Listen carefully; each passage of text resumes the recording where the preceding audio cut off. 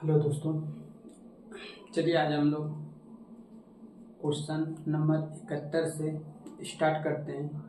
इससे पहले 70 तो अगले वीडियो में कंप्लीट हो चुका है।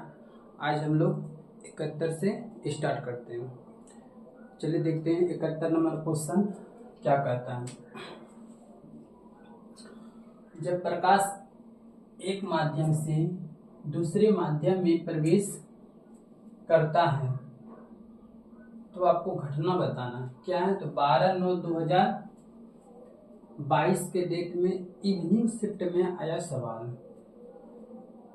कर आपतित किरण आपतन बिंदु पर अभिलंब तथा परावर्तित किरण सभी एक ही तल में होता है। ये तो बात बिल्कुल सही है। यही तो हम लोग का स्नेल का नियम है ना, जिसको हम लोग क्या कहते हैं, स्नेल का नियम। स्नेल का नियम, तो स्नेल का नियम यही कहता है कि तीनों जो होता है ना वो एक ही तल में होता है। तो इस सवाल का आंसर क्या होगा, तो 1 नंबर इसका आंसर होगा। आगे बढ़ते हैं।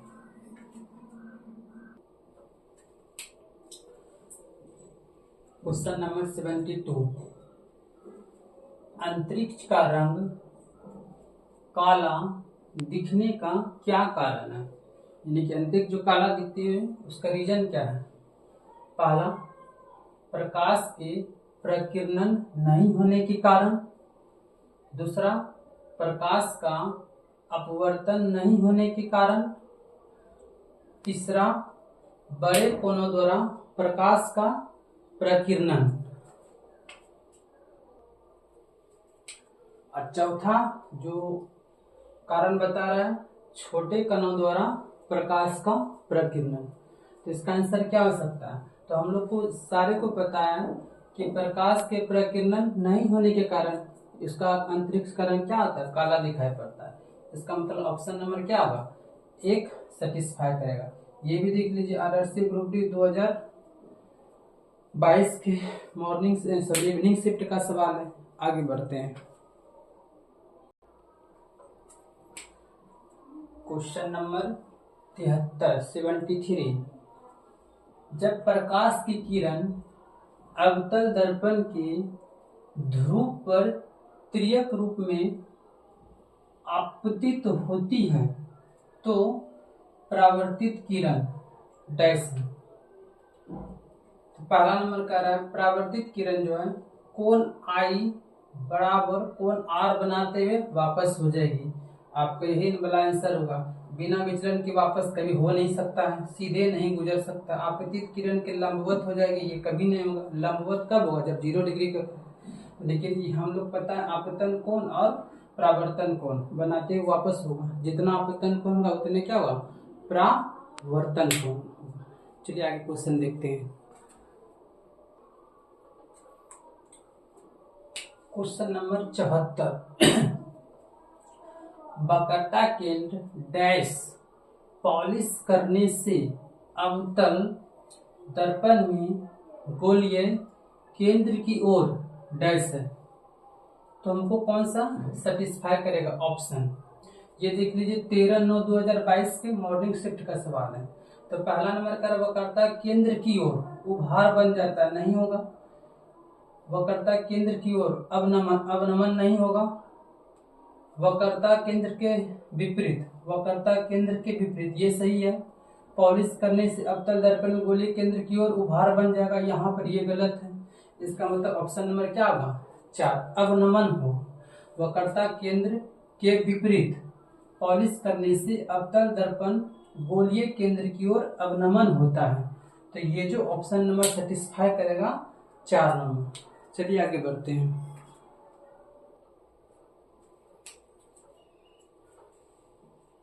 क्वेश्चन नंबर 75, सूर्योदय के समय सूर्य का लाल रंग का दिखाना किसके कारण होता है। जब सूर्य उदय होते उगते तो उसमें लाल रंग दिखता है, तो किसके कारण होता है। प्रकाश के परावर्तन नहीं होगा, प्रकाश के वर्ण विक्षेपण ये भी नहीं होगा, प्रकाश के प्रकीर्णन घटना का एक उदाहरण है ना। प्रकाश फैल रहा था तभी। चलिए आगे क्वेश्चन करते हैं। क्वेश्चन नंबर 76 किसी बिंदु स्रोत से आने वाली प्रकाश एक अवतल दर्पण द्वारा समानांतर प्राप्त होता है। अवतल दर्पण द्वारा एक समान प्रकाश स्रोत कहाँ स्थित है? इसका मतलब वो जो प्रकाश आ रहा है कहाँ से आ रहा है? फोकस और वक्रता केंद्र के बीच ये नहीं हो सकता है, ये तो समांतर होता ही नहीं है। वक्रता केंद्र पर, इस तो प्रतिबिंब वक्रता केंद्र पर ही बन जाएगा, तो समानांतर नहीं हुआ। फोकस पर, ये सही है। जब फोकस पर रहेगा तभी वो समानांतर होगा, और अनंत पर रहेगा तो दूर में बन जाएगा, और बहुत दूर पर बनेगा और बहुत बड़ा प्रतिबिंब बनेगा।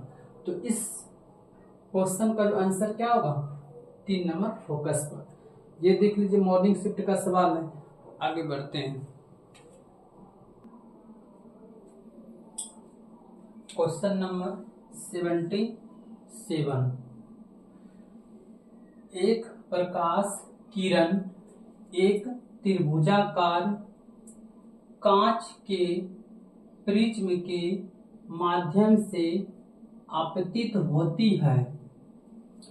आपतित किरण और निर्गत किरण के बीच के कोण को क्या कहा जाता है? बहुत बार क्लास में टॉपिक ये हुआ है कि आपतित किरण और निर्गत किरण के बीच के कोण को हम लोग क्या कहते हैं? विचलन कोण कहते हैं। तो ये भी देख लीजिए, 13/9/2022 के दोपहर शिफ्ट में क्वेश्चन पूछा गया। आगे बढ़ते हैं।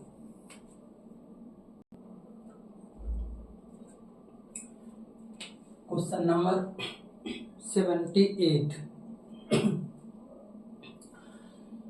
डिश एंटीना से तीव्र सिग्नल प्राप्त करने के लिए डिश एंटीना के रिसीवर को डैश रखा जाना चाहिए। यानी कि हम कहाँ पे रख सकते हैं डिश के रिसीवर एंटीना को? पहला डिश के सामने सी पर, अगर हम यहाँ पर रखेंगे तो सी पर ही उसको रिसीवर प्राप्त होगा, तो ये तो कहना गलत है, यहाँ पे नहीं हो सकता। डिश के सामने एफ पर यहाँ पे रखेंगे, डी के सामने एफ पर रखेंगे, तब तो सिग्नल क्या अनंत दूरी से आता है, तो एफ पर रखते हैं तब तो अनंत दूरी से ना आ सकता है उसका। तो हम लोग को डिश एंटीना को कहाँ पर रखना पड़ेगा? डिश के सामने एफ पर। तो ये भी आरआरसी ग्रुप डी 13/9/2022 के इवनिंग शिफ्ट का सवाल है। चलिए आगे बढ़ते हैं।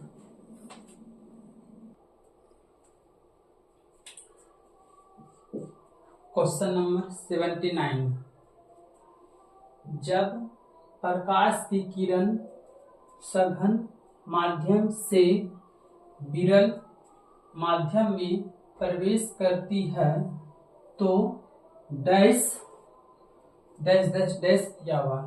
तो बताना क्या होता है? तो वह अविलंब से दूर झुक जाता है। यही रियल घटना है। सघन से विरल में जाएगा। सघन यानी कि आप सोच सकते हैं कि ज्यादा डेंसिटी से कम डेंसिटी में जा रहा है तो वो दूर ही जाएगा। तो ये आपको आरआरसी ग्रुप डी 13/9/2022 के इवनिंग शिफ्ट का सवाल पूछा गया है। तो आइए आगे बढ़ते हैं।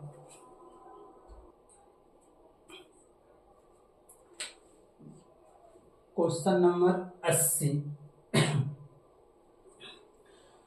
यदि किसी प्रतिबिंब का आवर्धन -0.65 है तो उस प्रतिबिंब की प्रकृति क्या होगी?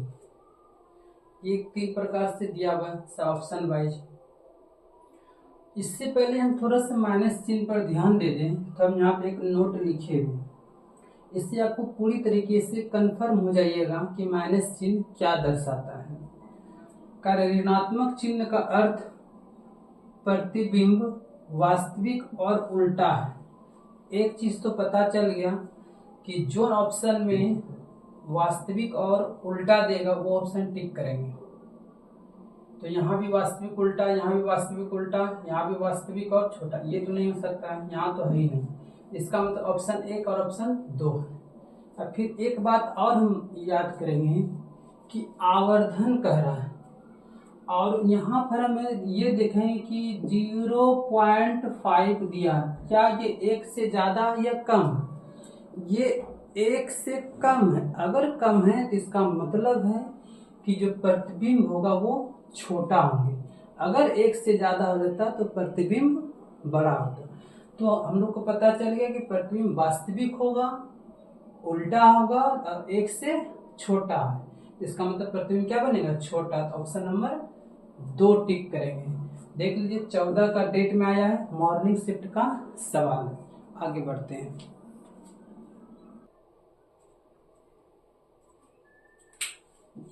Question number 81। सफेद प्रकाश की किरण एक कांच के प्रिज्म से होकर गुजरती है और एक स्पेक्ट्रम प्राप्त होता है। निम्नलिखित में से कौन सा रंग घटक सबसे कम झुकता है? ये तो हम बार बार क्वेश्चन समझाए हैं कि एक टेक्निक होता है VIBGYOR,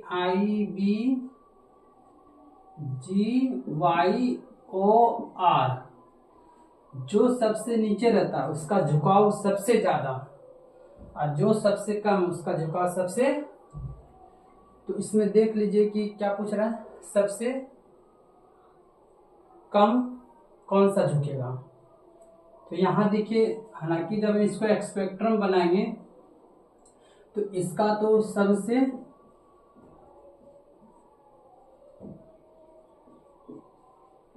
अधिक होगा, इसका झुकाव तो सबसे अधिक होगा, फिर इससे थोड़ा सा कम इसका होगा, फिर इससे थोड़ा सा कम, फिर इससे थोड़ा सा कम, फिर इससे थोड़ा सा कम, फिर इससे थोड़ा सा ही ऊपर जाएंगे तो कम होते चल जाएगा। तो आप देख लीजिए कि सबसे कम झुकाव, सॉरी इसमें क्या करा है, सबसे कम कौन झुकाव है? तो बैगनी का तो सबसे अधिक है, ये हो नहीं सकता है। नारंगी, ऑरेंज तो यहाँ है, ये इसमें सबसे कम झुकाव होगा, क्योंकि पीला तो येलो तो यहाँ पर है, ठीक है, पीला ऑरेंज यहाँ, इसका तो ज्यादा अधिक हो जाएगा। तो आप नारंगी को टिक कर सकते हैं।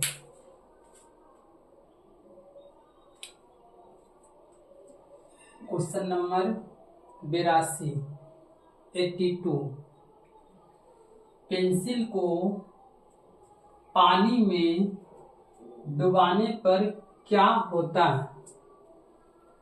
पहला नंबर कह रहा है पेंसिल का रंग बदल जाता है, ये कभी नहीं हो सकता है, पेंसिल जो जिस कलर का वही रहेगा। दूसरा, पेंसिल चमकीली दिखाई पड़ता है, ये भी सही बात नहीं है। पेंसिल मुड़ी हुई दिखाई देता है, ये सही है। अब जब डुबाइएगा तो आपको पेंसिल मुड़ा हुआ दिखाई पड़ता है। तो ये 14/9/2022 दोपहर की शिफ्ट में क्वेश्चन आया हुआ है। आगे बढ़ते हैं।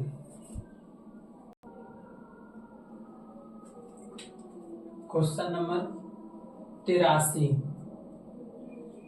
एक गोलाकार दर्पण के लिए ध्रुव और वक्रता के केंद्र के बीच की दूरी डैश होती है। नहीं, आप बोलिए दर्पण बना, कोई भी दर्पण बना, मान चले हम यहाँ अवतल दर्पण ही बना लेते हैं। आपसे देखिए क्या पूछ रहा है, ये P यानी कि ध्रुव है, ये मान चलिए F, ये मान चलिए C, इधर मान चलिए कि अनंत होगा ये। तो अब आपसे क्या पूछ रहा है, तो ध्रुव और वक्रता केंद्र के बीच की दूरी डैश होती है।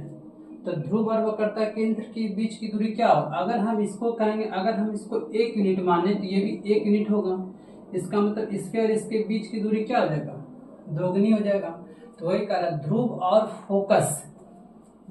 और फोकस के बीच की बीच की दोगुनी दूरी होगा एकदम, क्योंकि अगर ये यूनिट तो ये भी 1 यूनिट है, टोटल का यूनिट होगा 2 यूनिट, तो यहाँ से यहाँ तक की बीच की दूरी क्या हो जाएगा, दोगुनी हो जाएगा। इसका मतलब कौन सा ऑप्शन सेटिस्फाई करेगा, तो 1 नंबर ऑप्शन सेटिस्फाई करेगा। पर अगर फोकस दूरी के बराबर, फोकस दूरी तो बराबर नहीं है, तो ये तो खत्म हो जाएगा। वक्रता की त्रिज्या का आधा, वक्रता की त्रिज्या का आधा थोड़े, ये भी तो नहीं है। सी और एफ के बीच की दूरी के बराबर, सी और एफ के बीच की दूरी के बराबर नहीं है, यहाँ से यहाँ पूछ रहा आपसे, तो दोगुनी होगा। तो आपसे ऑप्शन नंबर 1 सेटिस्फाई करेगा। ये देख लीजिए 15/9/2022 का मॉर्निंग शिफ्ट का सवाल है। आगे बढ़ते हैं।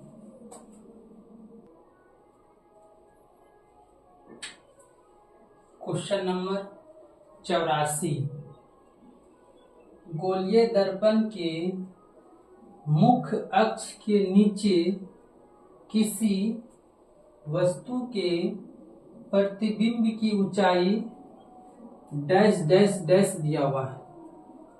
आप सोचिए कोई भी दर्पण बनाइए, मान चलिए आप कोई भी दर्पण बना लीजिए, छोटा सा दर्पण बनाते अवतल दर्पण। अब कह रहे ये तो आपको पता है कि प्रधान अक्ष होता है, इस यही तो मुख्य अक्ष है। अब कह रहा है कि मुख्य अक्ष के नीचे वस्तु के प्रतिबिंब की ऊंचाई, मुख्य अक्ष के अगर हम नीचे मान के लिए यहाँ पर ये कोई प्रतिबिंब बना, तो ये हम लोग को कौन सा प्रतिबिंब दिखाता है, ऋणात्मक प्रतिबिंब दिखाता है। कौन सा प्रतिबिंब दिखाता है, ऋणात्मक। इसका मतलब उल्टा प्रतिबिंब। तो यहाँ पर देखिए बोल रहा है वस्तु की स्थिति पर निर्भर करता है, ऐसा कोई बात है नहीं, प्रतिबिंब की स्थिति पर निर्भर करता है नहीं, धनात्मक। और 4 नंबर ऑप्शन क्या दिया, ऋणात्मक होगा। नीचे अभी तो हम लोग m बराबर पढ़े थे, तो -0 पढ़ के 10/7 था, इसका मतलब माइनस दर्शा रहा है, तो उल्टा बन रहा था, उल्टा यानी कि ऋणात्मक, है ना। चलिए आगे बढ़ते हैं। क्वेश्चन नंबर 85 प्रिज्म के माध्यम से श्वेत प्रकाश के गुजरने पर इसका वर्ण विक्षेपण होता है, विचलन कोण का डैश होगा। यानी कि जब वो गुजरेगा तो विचलन कोण का क्या होगा, तो ये जो होता है विचलन कोण के व्युत्क्रमानुपाती। तो पहला ऑप्शन क्या है, तरंगदैर्घ्य के अनुक्रमानुपाती, ये नहीं होगा। लैम्डा, हम लोग तरंगदैर्घ्य को लैम्डा से डिनोट करते हैं, ठीक है। तो अगर ये जब भी होगा तो वो लैम्डा के व्युत्क्रमानुपाती, रिवर्स, उल्टा, इसका मतलब यहाँ व्युत्क्रमानुपाती दिया हुआ है, तो तरंगदैर्घ्य की ये व्युत्क्रमानुपाती होती है। ये देख लीजिए आरआरसी ग्रुप डी 2022 का 9 तारीख का इवनिंग शिफ्ट का सवाल है। आगे बढ़ते हैं।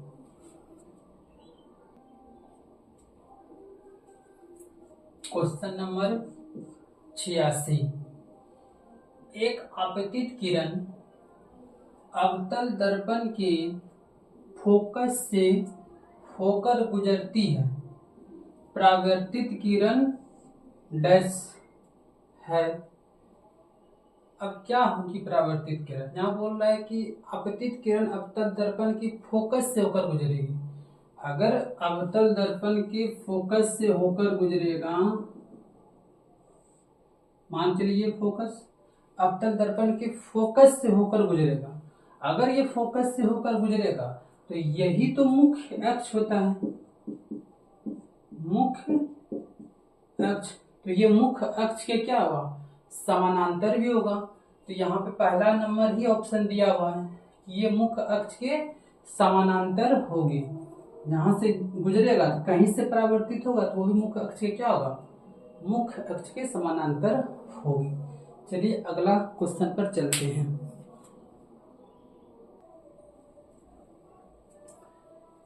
क्वेश्चन नंबर 87, थोड़ा सा बड़ा क्वेश्चन दिख जरूर रहा है लेकिन ये बड़ा है नहीं। अगर इनका आप कंसेप्ट जान रहे हैं तो इजी है क्वेश्चन। कह रहा जब प्रकाश किरणों का समानांतर पुंज 1 मीटर फोकस दूरी के उत्तल दर्पण पर आपतित होने पर तो परावर्तित किरण, अगर हम 1 मीटर की दूरी पर आपतित हो रहा है तो उधर से भी 1 ही मीटर दूरी पर क्या होगा, परावर्तित होगा।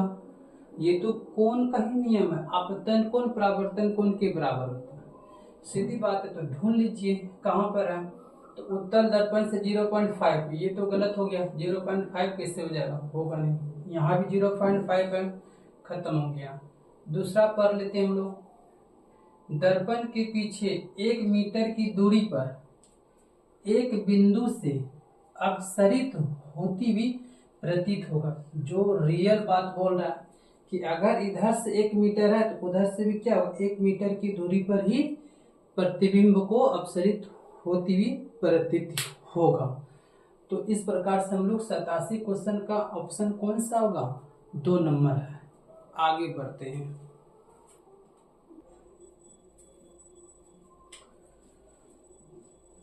Question number 88।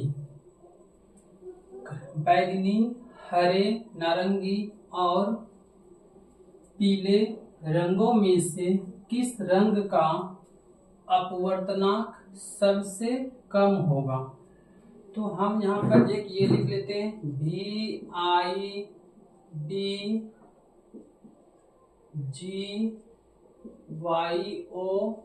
VIDGYOR। तो इसका जो अपवर्तनांक सबसे अधिक होता है, सबसे अधिक अपवर्तनांक सबसे अधिक होगा, लेकिन तरंगदैर्घ्य सबसे कम होगा। तो बैगनी रंग का अपवर्तनांक सबसे अधिक और तरंगदैर्घ्य सबसे कम होंगे। अगर हम इसी से ऊपर बढ़ते जाएंगे तो हमारा अपवर्तनांक का मान कम होते जाएगा। तो ये वायलेट बैगनी हुआ, इंडिगो हो गया, ब्लू हो गया, ग्रीन हो गया, येलो यानी पीला हो गया, ऑरेंज यानी नारंगी, यहाँ पे सबसे कम है। तो इसका मतलब क्या, ऑप्शन नंबर ए सेटिस्फाई करेगा। तो इस क्वेश्चन के लिए जो सबसे कम अपवर्तनांक होगा ये येलो यानी कि नारंगी का होगा। अब क्वेश्चन नंबर 89। जब क्रमशः 4500 एंगस्ट्रॉम, 5400 एंगस्ट्रॉम और 60 यानी 6000 एंगस्ट्रॉम तरंगदैर्घ्य वाली प्रकाश किरणें एक प्रिज्म से होकर गुजरती है तो विचलन कोण डैश होगा। देखिए विचलन कोण भी सबसे अधिक बैगनी होता है, फिर जैसे ऊपर ऊपर हम जाएंगे सबसे कम होते जाएगा। इसका मतलब बैगनी का जो अपवर्तनांक है वो 3900 से स्टार्ट होता है, 3900 एंगस्ट्रॉम से। तो इससे जस्ट जो आगे होगा वही इसमें, चूंकि 3900 तो ऑप्शन में कहीं दिख नहीं रहा हमको, तो इससे जो ऊपर होगा वही का विचलन, उसी का विचलन कोण क्या होगा, सबसे अधिक होगा। तो यहाँ पे दिया 4500 एंगस्ट्रॉम के प्रकाश में अधिक, यहाँ 60 यानी 6000 एंगस्ट्रॉम के प्रकाश में अधिक, सभी में बराबर, ये तो हो ही नहीं सकता। 5400 एंगस्ट्रॉम प्रकाश में अधिक, ये क्यों नहीं हो सकता है, क्योंकि इससे भी कम दिया है 4500। तो इसका भी ऑप्शन नंबर कौन सा सेटिस्फाई करेगा, तो ऑप्शन नंबर ए सेटिस्फाई करेगा। तो दोनों देख लीजिए, एक 15 का इवनिंग शिफ्ट का सवाल है, एक 16/9/2022 का मॉर्निंग शिफ्ट का सवाल पूछा गया। आगे बढ़ते हैं।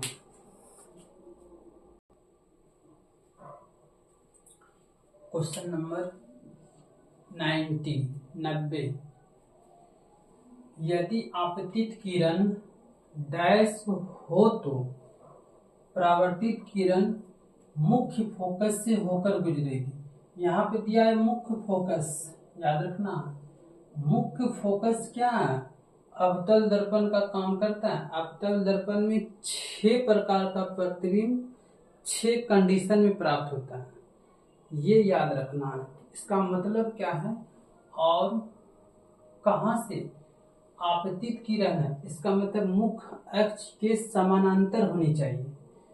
तो उत्तल दर्पण ये तो हो ही नहीं सकता है, समतल दर्पण ये भी खत्म हो गया, उत्तल दर्पण ये भी खत्म। अब कह रहा चौथा नंबर देखिए, अवतल दर्पण के मुख्य अक्ष के समानांतर है, ये भी रियल है। समानांतर भी किस अक्ष? मुख्य अक्ष के समानांतर। तो ये आपका 100% ऑप्शन आपका सेटिस्फाई करेगा। ऑप्शन नंबर 4 ये देखिए 16/9/2022 का मॉर्निंग शिफ्ट का सवाल आया हुआ है। आगे बढ़ते हैं।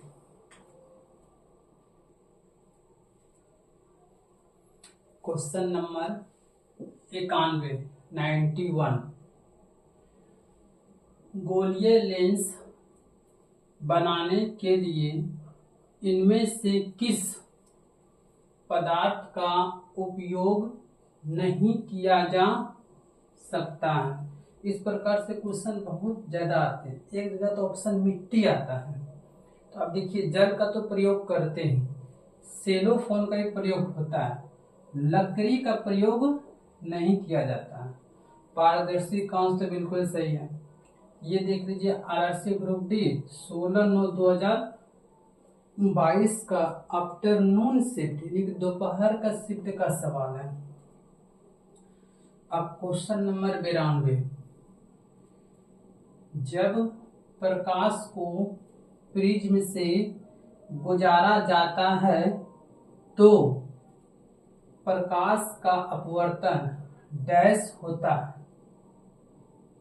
यहाँ कह रहा है 2 बार, 3 बार, 1 बार, 0 बार। तो जब भी हम प्रकाश को गुजारते हैं तो इसका अपवर्तन 2 बार होता है। तो आपको ये भी क्वेश्चन 17/9/2022 का आफ्टरनून यानी कि दोपहर शिफ्ट का क्वेश्चन है। आगे बढ़ते हैं।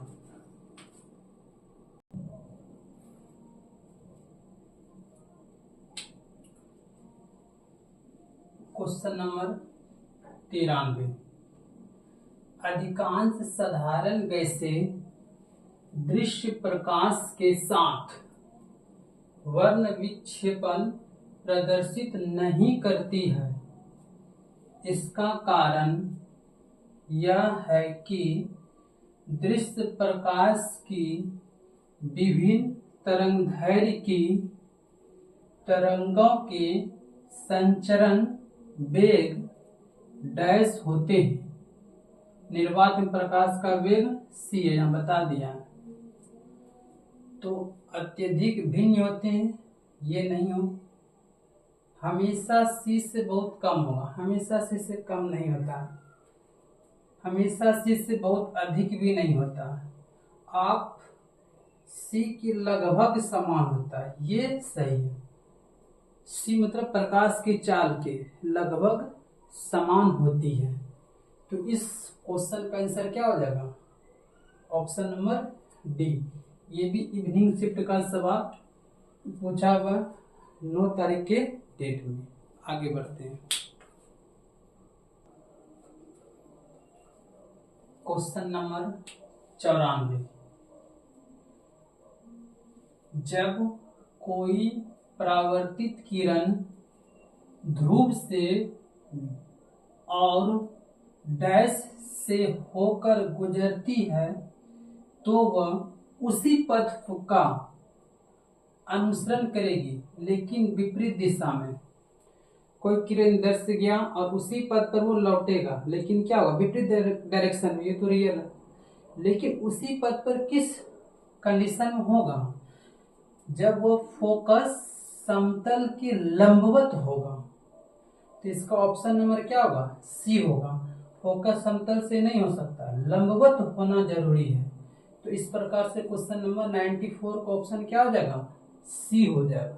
ये सारे पॉइंट का डिस्कशन हमारे ऑफलाइन क्लास में किया हुआ है।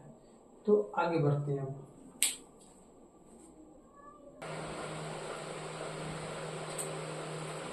क्वेश्चन नंबर 95 छोटे कण डैश और डैश रंगों की प्रकाश का प्रकीर्णन सबसे अधिक करता। ये तो पता है ना कि छोटे कण होंगे, प्रकाश का प्रकीर्णन सबसे ज्यादा वैज्ञानिक होता है।